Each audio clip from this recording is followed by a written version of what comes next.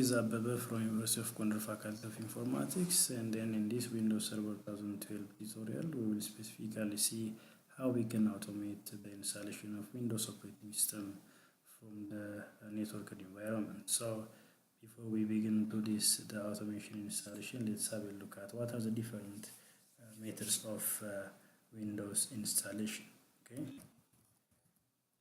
methods of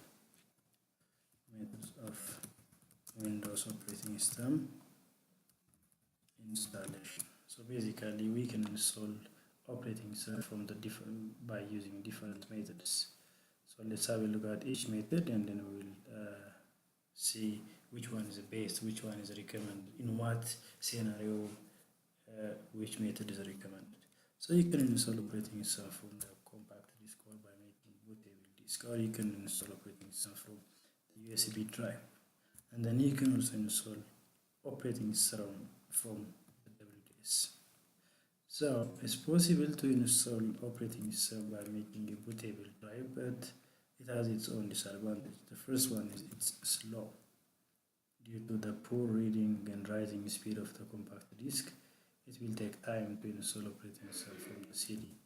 The other one, if you have one bootable disk, you'll be able to install operating system for one PC, and then you will also install only operating system, because there are different Windows installation methods that will help you to install operating system together with some basic application. When we come to USB, the speed is better than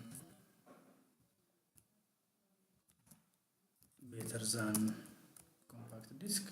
The speed is better than the compact disk because there are different methods that will help you to make a bootable drive. For example, universal USB or Win setup from USB. You can use either of the two to create a bootable disk, so that you can install operating system from the USB drive. But it's recommended to use universal from USB, because that tool will help you to create multiple boot from a single drive. But when we say universal USB, it will help you to create only one operating system, one bootable operating system from a USB drive.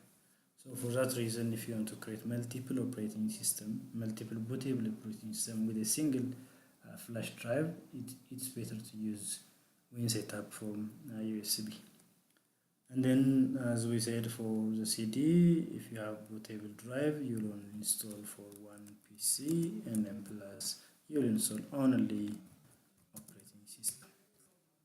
When we come to WDS, WDS stands for Windows Deployment Service. This is a role that we are going to install and configure on the server that will help you to automate Windows installation. So if you use WDS, it's fast compared to the above two installation method. The second one is you can install for multiple computers at a time. You can install operating system for multiple computers at a time. So we just deploy the operating system on the server, so every computer on the network can install operating system. And then also, it's not only operating system, but you can also integrate or capture operating system with an application, so that it's also possible to install operating system plus basic application with the help of WDS. So these two are the main important feature that makes WDS better than the above two installation methods. So we are going to discuss in detail about these methods. So hopefully you know how to install operating system from the CD. You know how to create bootable drive, and then install operating system from the USB drive. And then this is a new thing for you. So we are going to step by step see how to configure and install WDS on your server. So what are the important input required for WDS? Okay, so after we just install WDS service, we need two important files of any Windows operating system. So before that, let's have a look at the file structure of every operating system. For example, if you have a look at the Windows 10, if you mount Windows 10 operating system, you will get list of directory and file. In this list of directory and file, we need only two important files from the CD. That important file is found inside the source directory. In this source directory, we will look for the boot.wim. This is a file that will help an operating system to start installation. That's for booting purpose. So if we need to configure WDS, we need to have a boot image that will let computer to boot from the network. So for that reason, we'll use boot.wim. Then the other one is install WM. Have a look at the size. It's almost 3.4 GB. This is a file which contains the real operating system that we are going to install. If you want to install Windows 7, this is the file that contains Windows 7. If you want to install Windows 10, this is the file that contains Windows 10. So we need install.wm and boot.wm for our WDS service. The rest of the file we don't need it because these are additional third-party application that will install maybe driver and other third-party applications. So we don't need this all the rest of the files because the WDS by itself will take care of these all things. So for that we need boot.wm and install.wm. So this boot.wm contain a file to boot from the network, and then this is a file which contain the operating system. So we are going to input these two files for our WDS server so that the WDS will boot from the network with the help of this file and then install the selected operating system with the help of install.wim. So let's go to the server and then see how we can install WDS. So as usual, we'll go to add rules and features and then click on next. Select the server. We have only one server. Click on next, and then this list of roles will go down and then select WDS. I will look at the description. So this WDS Windows Deployment Service provide a simplified, secure means of rapid and remote deployment of Windows operating system. You need to have a look at this.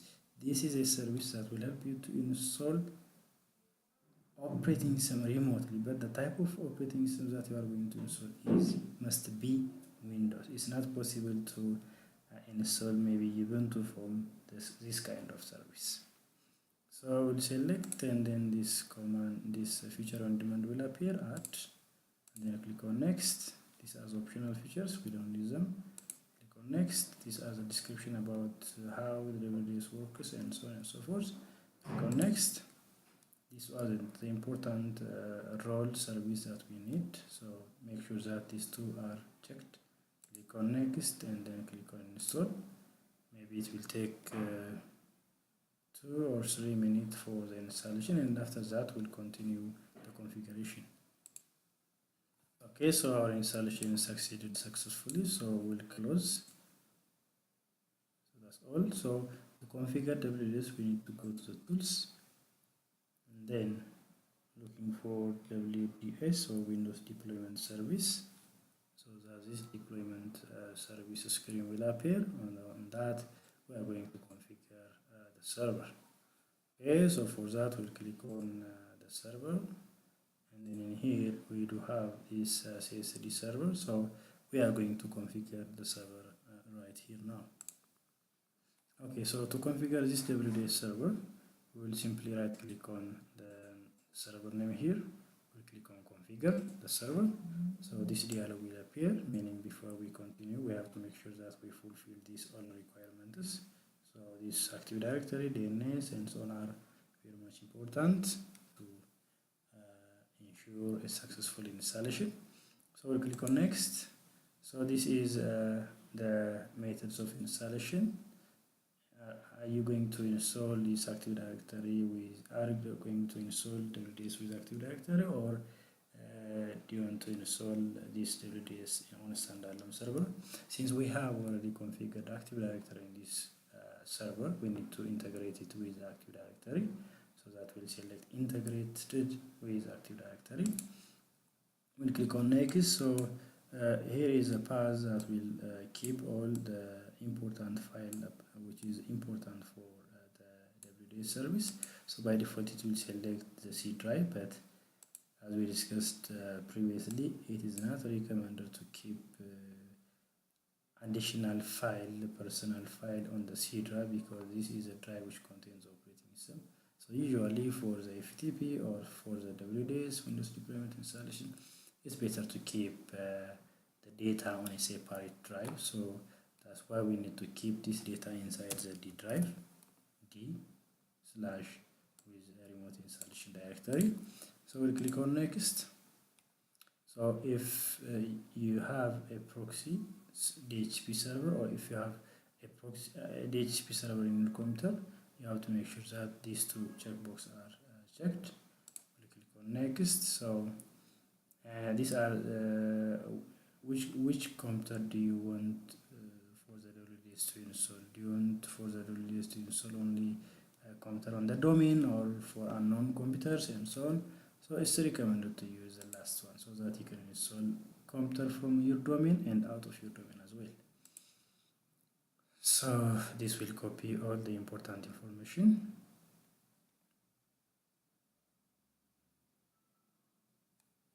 So that's all.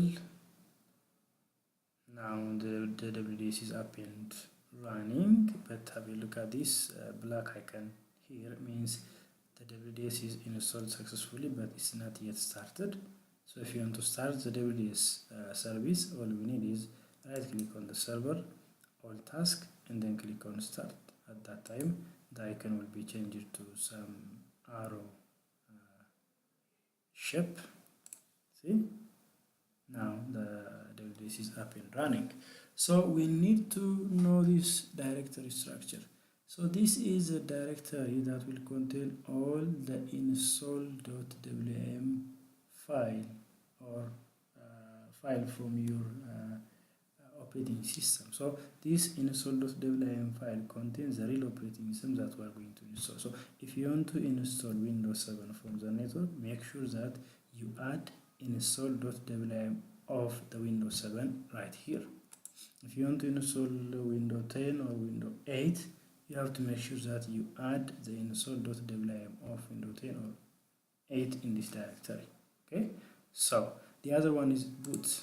All we need is one boot file. So boot.wm will need only one boot.wm file that will help for the computer to boot from the network. So it's recommended to add recent boot image. So it's recommended to add the Windows 10 boot image. So we need only one boot image on your WDS server, but we need multiple install image depending on the type and the number of operating system that you want to install.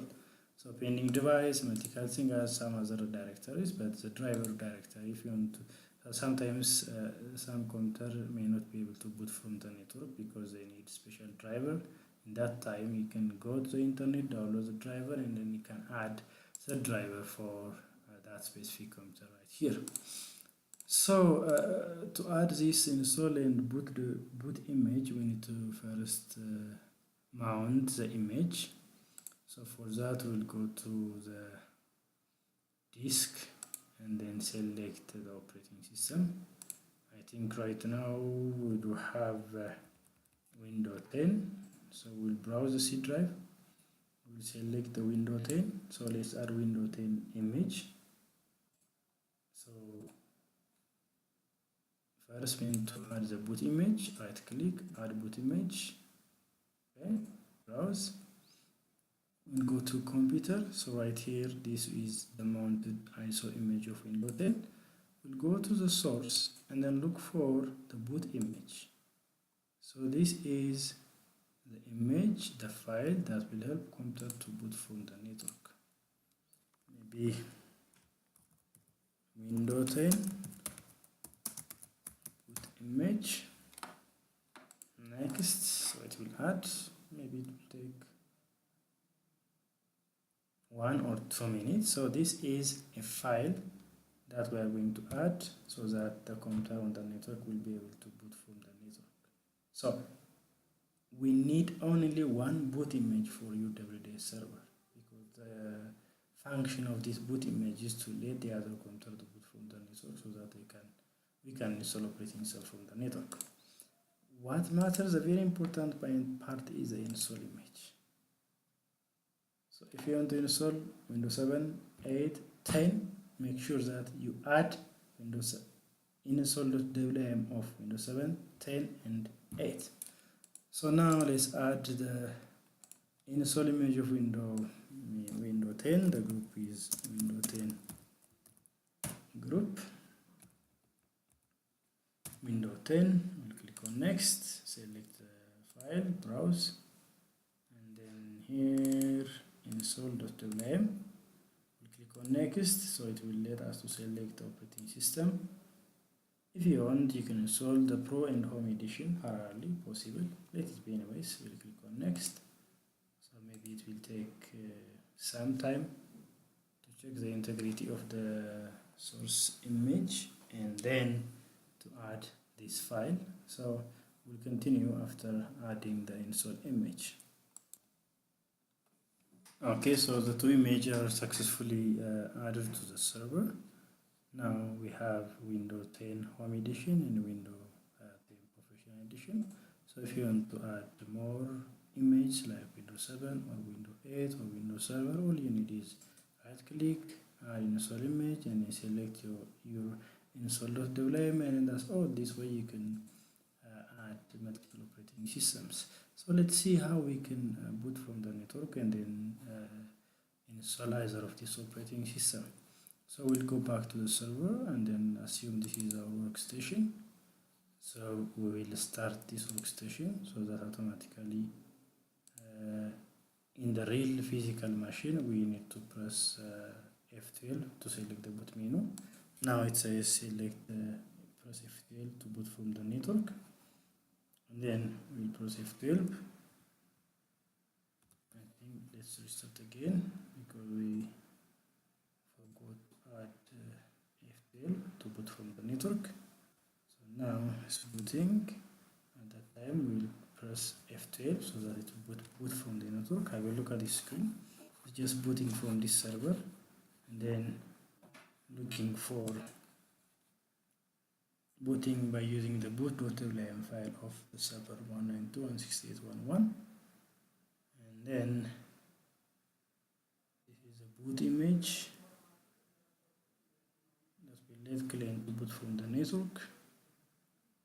And after that we need to select the type of operating system. We need to input the credential of the server, because it's not possible for an unauthorized user to have access to the WDS server. Only the network administrator will be able to install the operating system remotely from the server. So this is the setup screen.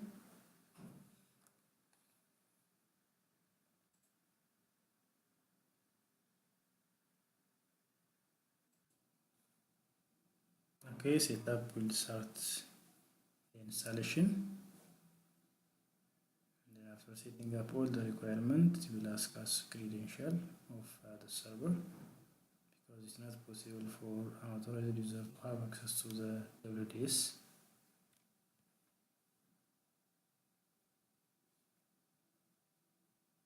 Okay, now right here we are going to input the administrator username and password. So administrator at the domain name csc.com, after that we'll get these two lists of operating system that we added previously on our server. So we'll select, for example, Windows 10 Pro. We'll go to next, and then this is a partitioning and the formatting window.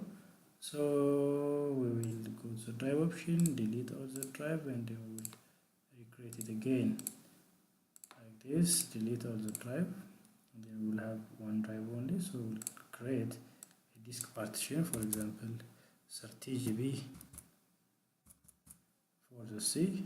So automatically 100 megabytes system file will be created, and then the rest will be for the drive. And then we'll select the second one, so that's the C drive. So the operating system will be installed right here on the disk partition.